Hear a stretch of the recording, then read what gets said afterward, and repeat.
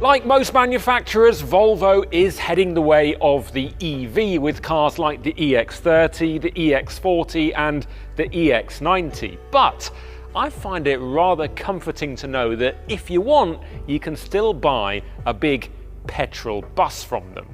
And this is the latest one. Welcome to the 2025 Volvo XC90. Like rivals from Audi, BMW and Mercedes-Benz, it's got tons of space, tech and comfort, but it doesn't come with the same divisive reputation. Ever since Volvo launched the XC90 in 2002, it's always managed to find the balance between being premium but also likeable. And what I mean by that is that I'm pretty sure you'll find it harder to get out of a side turning in a BMW X5, for example, than you would in this. It's just facts. For this latest incarnation, the XC90 stays on the existing SPA1 platform, but there's been a range of changes both outside and under the skin. So clearly, Volvo have tried to bring the XC90 and the EX90 closer together with their design, and the effect on this is that it's a cleaner, less fussy design. It almost looks smoother all the way around, and also check out how good it looks without a front plate. It's kind of a shame that you have to put one on and break up the lovely lines. But aside from that, what they've changed on this is there's new front wings, there's a new bonnet with these sculpted bonnet lines going down the side, which looks really cool.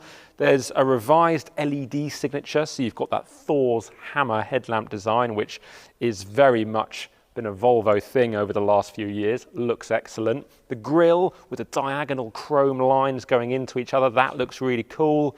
There's also new alloy wheel design as well, you can see that. And there's a new colour as well, mulberry red, which obviously this is not that, but the mulberry red is a kind of nice dark looking red.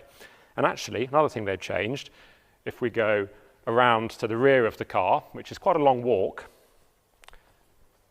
as you can see, they've darkened the tail lights, which is a very small change. But then it didn't really need to change, did it? Because I think the XC90, even before this facelift and even before it was brought closer in line to the EX90, was still a good looking car as SUVs go, and it still looked contemporary and modern. So yeah, if it ain't broke, don't fix it. The cabin also gets a similar treatment. There's a more horizontal dashboard profile using a greater number of textured materials, with two new responsibly produced upholsteries on offer, namely bio-attributed Nordico and recycled premium herringbone weave textile. Yeah. There's also upgraded storage, new blade vent designs and improved ambient lighting. A few other highlights that I want to talk about. The air purification tech is very clever because not only does it clean the air that's coming into the cabin, lots of cars do that, but what you can also do is you can pre-condition the cabin using the Volvo app on your phone so that when you climb into the car, the air has already been cleaned and set to the right temperature, so you're only breathing in the finest quality of oxygen. The sound deadening has also been improved, so not only is there acoustic glass, there's also acoustic foam in the A and the B pillars, just to make sure that you're really keeping that road noise out from the cabin. I like that, that's a good touch. The central infotainment screen is larger, it's 11.2 inches. It's still vertical, just like you had with the pre-facelift XC90, but the graphics have been improved, it's a better quality screen, and it's also supposed to be more responsive. And having had a little play with it here, it's not entirely finished, but it does seem to be very responsive. There's a huge amount of functionality and it's very well laid out. The graphics and the icons are nice and big and they're easy to find. So that looks like it will be excellent. I've got to mention the optional Bowers & Wilkins sound system because, as we know on Volvos, it's always exceptional and this should not be an exception to that.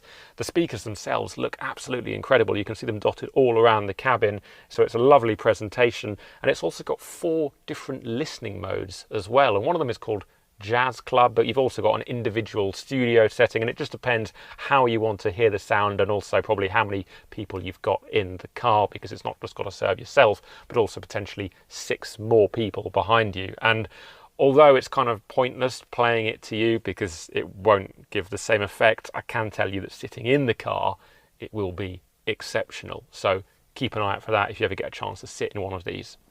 And then finally, storage space in here. They've worked on that. So the new central cup holders, they've been designed so that they can also take skinny drinks cans as well, because I'm sure you've had this before.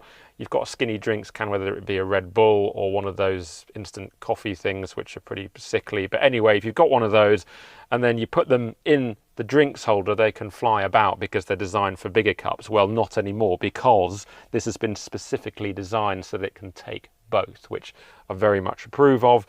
But yeah, other than that, it's the usual fare of just storage space absolutely everywhere. I mean, the door pockets are huge. There's a space here for your mobile phone with a wireless phone charger. There's space under there, door pockets. Sun visors are absolutely gigantic, so no danger of being blinded. Yeah, it's just absolutely packed with space, as you'd guess from the outside of the vehicle. Okay, so the changes to the cabin aren't huge, but it must be said that the XC90's interior design and material still feel second to none. And crucially, it's a nice, very relaxing, very luxurious place to sit.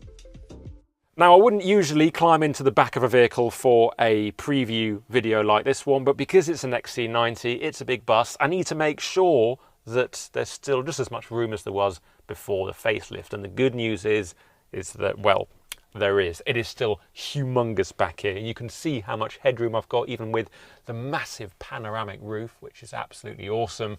I've still got loads of room there. I've got tons of knee room, blessed with foot room as well. That's excellent.